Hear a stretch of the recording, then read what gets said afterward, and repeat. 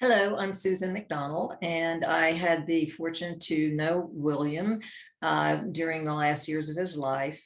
And I live in Brush Creek, married to Michael, who was the discoverer of his papers in the famous attic.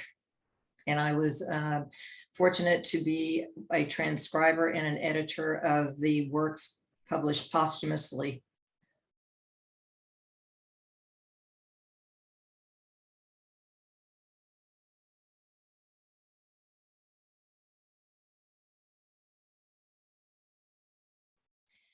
My role in the preparation of the posthumous works of William began when my husband Michael brought into our house many notebooks of William's and papers, random papers found in the attic of an old house in Hohenwald, which William had built long, long ago.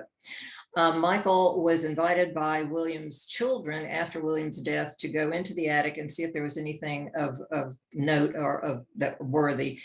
And he found among spider webs, wreckage, and other detritus, notebooks and random papers. When he brought them into the house, he was absolutely thrilled. However, I was not, because these papers smelled, for one thing, and they were ragged, and there was evidence that mice had gotten into them. In fact, our cat circled around them for quite some time. So once Michael was able to put the papers into a readable fashion by taking those that had been almost destroyed and putting them in plastic sleeves, we did begin the transcription. And it was just so wonderful. It was a treasure to be able to do this. There were three of us, Michael, myself, and then Sheila Kennedy, a wonderful lady in Clarksville. So it was very, very challenging, however, because William, first of all, was a very frugal person. So the notebooks and papers that he used were totally written from top to bottom. In the margins, there was writing on the sides, and the back most of the time did not match the front page. So we figured that William would write a notebook, put it aside, and then later have other thoughts about another book, pick up the notebook and start writing on the back. That was part of our challenge in deciphering it. Furthermore, William did not dot his I's or cross his T's. So while this was a challenge, it was an honor and it was a pleasure, because we felt like we were mining gold. And in fact, we were. As time went on, of course, we were able to better understand his use of certain letters, the I's, the T's, and so forth. And when we would come across a particular passage or a scene or something funny or powerful, we would call out to each other and we'd get together and read it, and we would either laugh or just exclaim about the power of it. And I remember in particular, we came across the passage of how Pepper Yates got his name, which is one of the short stories, which I found just so hilarious. And then the other areas that I remember that were so funny were the antics of the other Yates character in Fugitives of the Heart. But once we got the typing done, the editing process began, and our group expanded exponentially.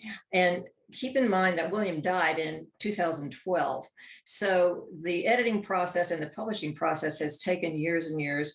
However, it's so amazing to me that the works published posthumously after 2012 were as many of the books as William wrote in his lifetime. So this is really a legacy that has been created by the people who admire and love him, and was also able to be accomplished with the cooperation of his family. They were very, very open to giving any kind of papers they found, any memories, any interviews. And so to be a part of that was really an honor.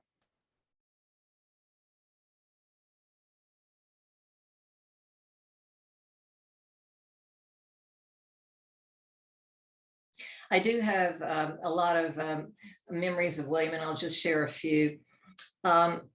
William was a very humble person, and but he was also a very shy person. He was a great reader, and he was very appreciative if you would give him books or loan him books. And I remember in particular, one time I gave him some Alice Munro and Joyce Carol Oates books, and he was really thrilled. And he was particularly impressed by the fact that Joyce Carol Oates was so prolific. And he said to me one time as we were talking, he said, she just amazes me. In fact, she's probably written or finished a book just while we were talking. And incidentally, I was able to meet Joyce Carol Oates at a literary conference. And I mentioned to her how much of a fan William was of her work. And she then said, well, I'm a huge fan of his as well, but he needs to write more. There were a lot of notable authors who were fans of Williams, and one in particular kind of surfaced when we were visiting the Southern Festival of Books. William was on a panel there, and Southern Festival of Books is in Nashville, and they attract lots of quite notable authors. And so we were there, and I had wanted to meet Charles Fraser. And I had taken a book there to have him sign. And I was in the line after the panel where the authors get by their tables and they sign books. And there was a very nice lady standing next to me. She turned out to be Charles Fraser's wife. And she asked, why we were there. And I told her, well, we were friends of William's. And she said, oh my gosh, Charles is a huge fan of his. Do you think you could arrange a meeting? He's dying to meet William. And I said, well, yes, I think we could. So of course we did.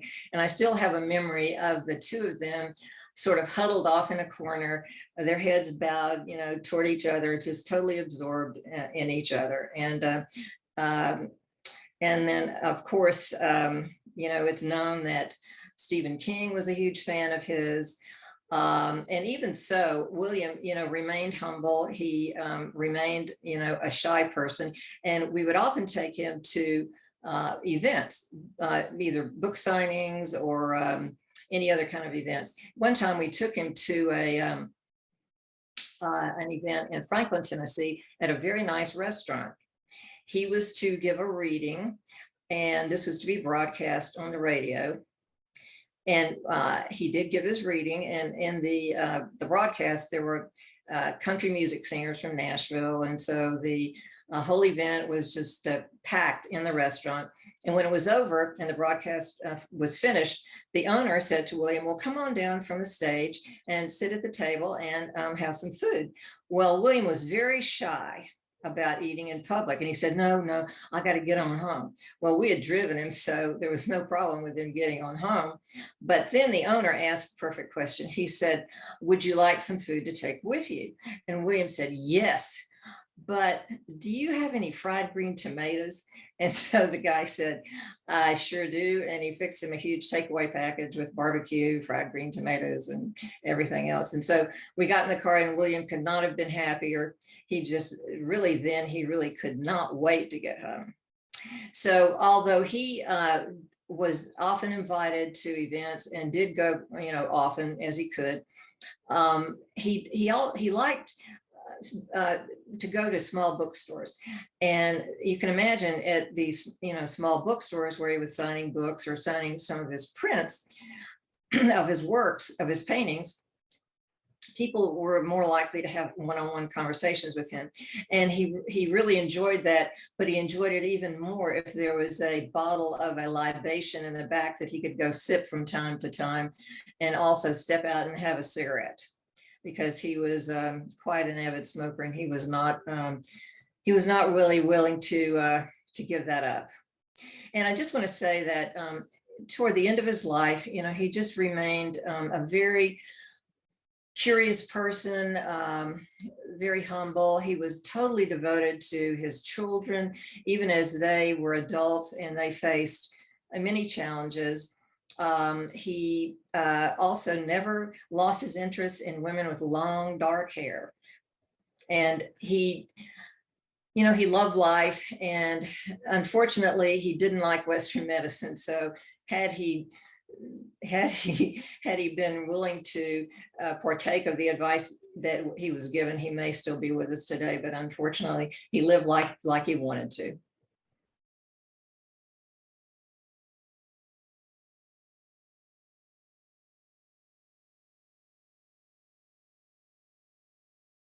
Having visited Hole in Wall and Williams log cabin on Swan Creek a number of times, and being met by his large dog Knuckles, who, when you opened the car door, would run up to you and put his big paws on your shoulders. There's no question that William wrote about the places that he knew and lived, and the characters that he either knew or had heard about, and that were legendary in the area. And that's why many of his paintings are being used as covers of his books. He asked us one time to take many of his paintings to a gallery in Oxford, Mississippi, and he did not want to go. So we did do that for him, and the paintings sold immediately. We stopped by the Square Books bookstore there in Oxford, Mississippi, and were just regaled with lots of stories about his visits there, and the stories that he had told about the characters in his books and the characters that he knew, and life as he knew it in Hole in Wall, which were a part of his book. To the end, he continued to be fascinated by characters, by legends that became known to him.